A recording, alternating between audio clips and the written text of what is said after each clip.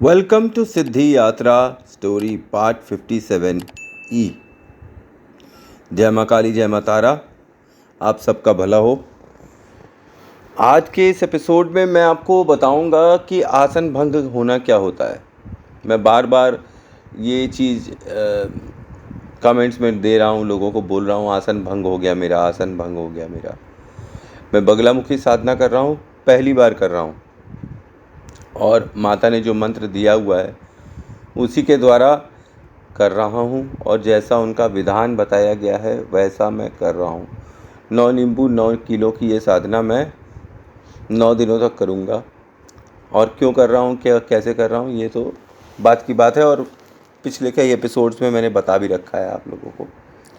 आसन भंग होना क्या होता है? आसन भंग वो होता है कि जिस आसन में आप बैठ के साधना कर रहे हैं, सपोज़ करिए आप, जैसे मैं पद्मासन में बैठकर साधना कर रहा हूँ और योनि मुद्रा में कर रहा हूँ।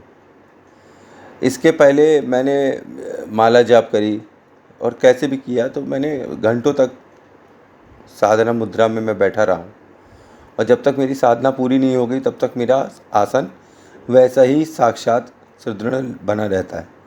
पर बगलामुखी साधना में एक जो ये अनुभव हुआ कि पहले 3 दिन जो मैंने किए हैं, पहले 2 दिन में तो ठीक था, तीसरे दिन मेरा मेरा आसन जो है वो भंग हो गया। मतलब जिस आसन में मैं साधना कर रहा था पद्मासन में, वो टूट गया। हालांकि मैंने जाप नहीं बंद किया, और जाप नहीं बंद किया इसीलिए माता प्रसन्न है, आशीर्वाद के देने के मूड में है। ये 9 दिनों की जो साधना मैं करवा रहा हूँ, आप सबसे भी कह रहा हूँ इसमें सम्मिलित हो जाइए। इसमें फ़ायदा ये है कि आपको ये पता चल जाएगा कि आप किस काबिल हैं।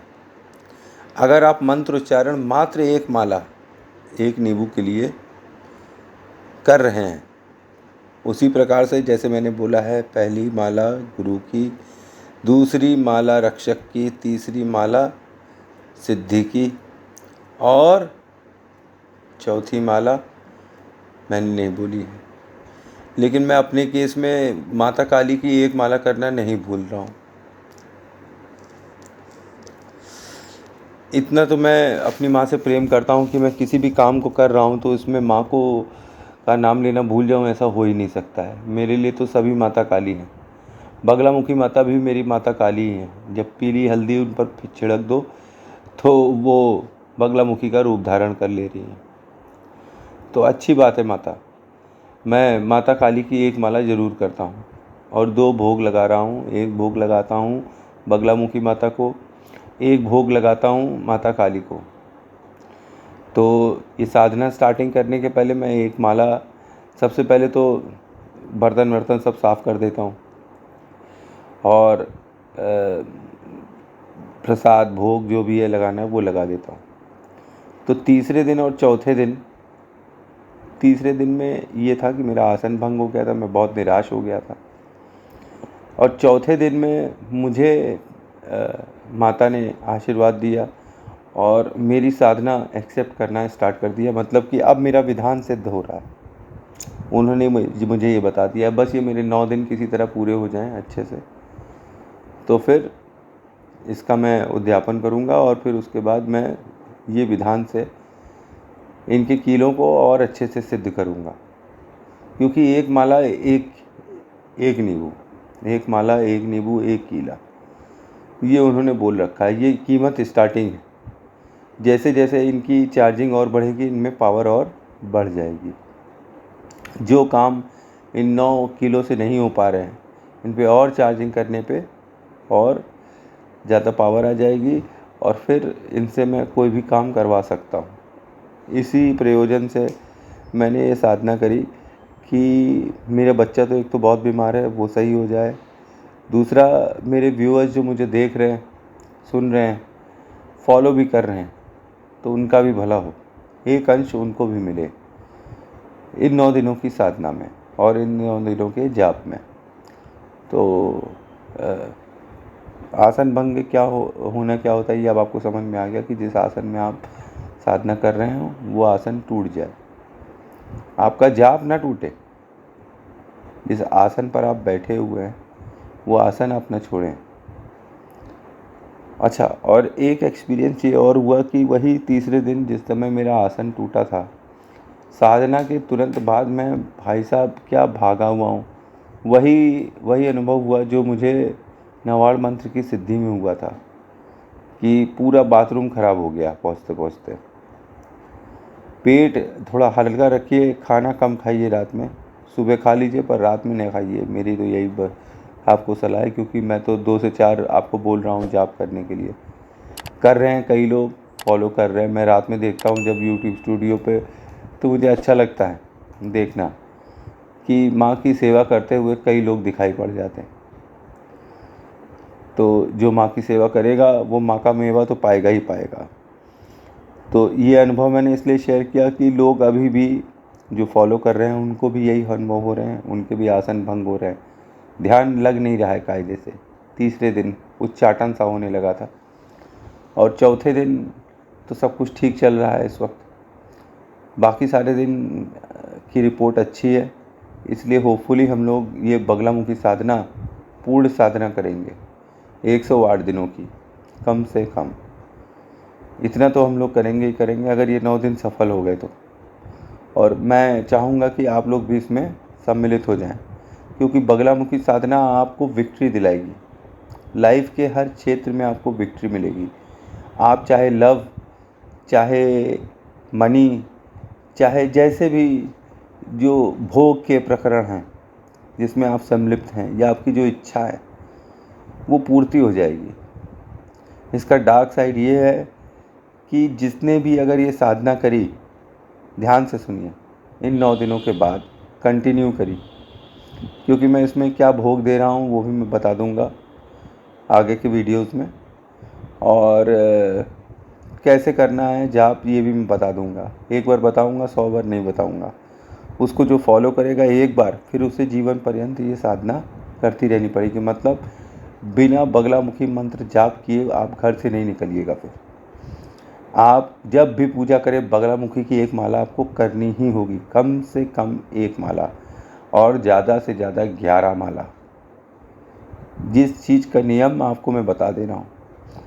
और बगलामुखी साधना से अगर आपका पक्ष गलत होगा, आप गलत होंगे, तो इससे आप विजय कामना करेंगे, तो ये मेरे द्वारा आपको दी जा रही है, ये फिर विजय आपकी नहीं होगी। अगर गलत है तो आप शनि द्वारा विदित दंड प्राप्त करेंगे ही करेंगे, जैसे मैं भी करता हूँ और करता आया हूँ और करता रहूँगा। मुझे दंड से कोई डर नहीं है। गलती की है तो मार खाने में कोई बुरी बात नहीं है, पर अगर गलती नहीं करी है और सामने से बुरी बात हो रही है, तो ये माला आपके लिए रामबाण होगी। चाहे आप कहीं रोगग्रस्त हों, चाहे आप कोर्ट कचहरी में फंसे हों, गुंडे बदमाश में फंसे हों, अपने ही घर में अपने भाइयों के बीच में पैतृक झगड़ों में फंसे हुए हों, ये माला आप निरंतर करते रहिए, और जितना ज़्यादा करेंगे उतना आप भयमुक्त होंगे और आपकी शक्ति अपार और असीम हो जाएगी। आप एक बात याद रखिए, 50 तरीके की साधनाएं करना कोई बड़ी बात नहीं है, लेकिन 50 तरीके की अगर आप देवी देवताओं को बुला रहे हैं तो आप में इतनी क्षमता होनी चाहिए कि आप सारे दिन जाप करिए उनको बुलाकर भूल ना जाइए। कम से कम एक माला तो इनके लिए बनती ही है। और यज्ञ अगर आप लगातार कर रहे हैं हर दिन, जिसमें सबका नाम ले रहे हैं, अपने चाहने वालों का नाम ले रहे हैं और ईश्वर का नाम ले रहे हैं, शक्तियों का नाम ले रहे हैं उस यज्ञ को करते हुए, तो भोग तो निरंतर चल ही रहा है।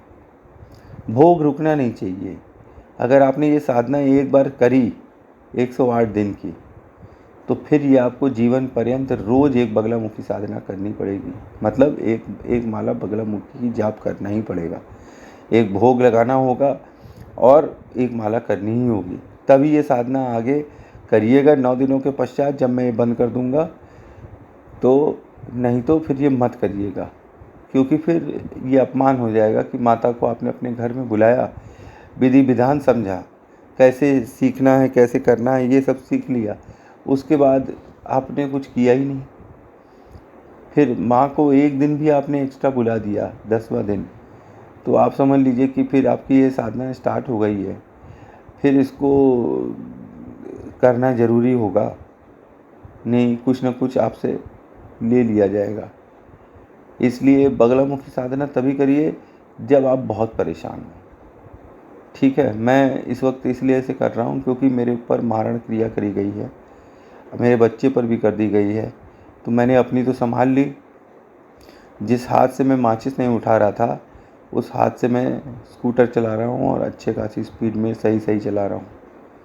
अब ये बात अलग है, स्कूटर पर बैठते ही मैं बोलता हूँ ओम क्रीम कालिकाय नमः, ओम क्रीम कालिकाय नमः, ओम क्रीम कालिकाय नमः, तो माता की शक्ति आती है। और मेरा दाहिना हाथ तो ख़राब ही हो गया है, तो माँ ही दाहिने में आके बैठ जाती है। अब जिसके हाथ दाहिने माँ बैठी हुई है, तो आप समझ लीजिए कृपा बहुत है। इसीलिए हिम्मत कर कर बगलामुखी साधना कर रहा हूँ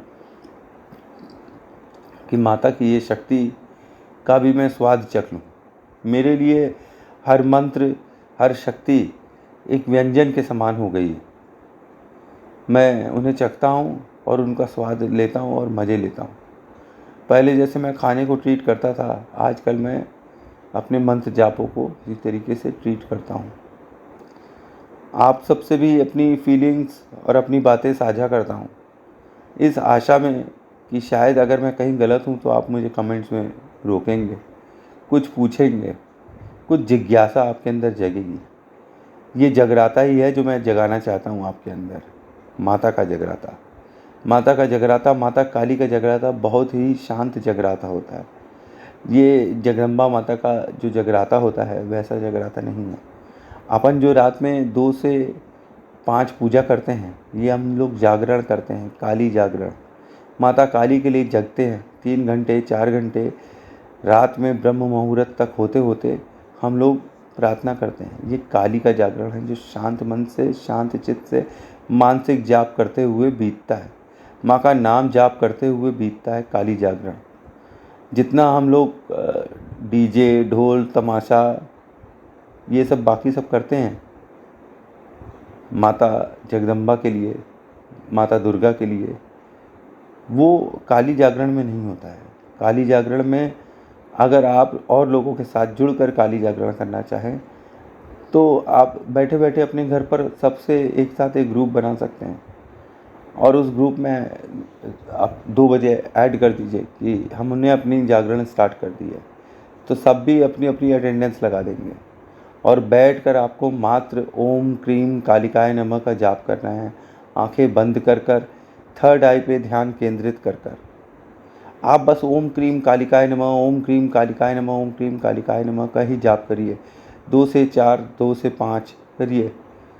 आप मेरी पूजा से हमेशा जुड़े रहेंगे, हमेशा जुड़े रहेंगे। और आप जुड़े हुए हैं तो feel free like a brother. अपने भाई के समान मानकर मुझसे जो भी आपको प्रश्न पूछने हैं, जो भी आपकी जिज्ञासा है, आप पूछ सकते हैं। मैं हमेशा आपके भाई के समान आपके लिए खड़ा रहूँगा, आपके लिए प्रार्थना करूँगा, क्योंकि यही मेरे जीवन का उद्देश्य हो रहा है। और मैंने अपने जीवन का जो उद्देश्य बताया है पहले की कई एपिसोड्स में, वही मेरे जीवन का उद्देश्य है। देखिए 13 मिनट हो गया है। Thanks for watching. जय माँ काली, जय माँ तारा। आप सबका भला हो। नेक्स्ट एपिसोड में आगे बातें करते हैं।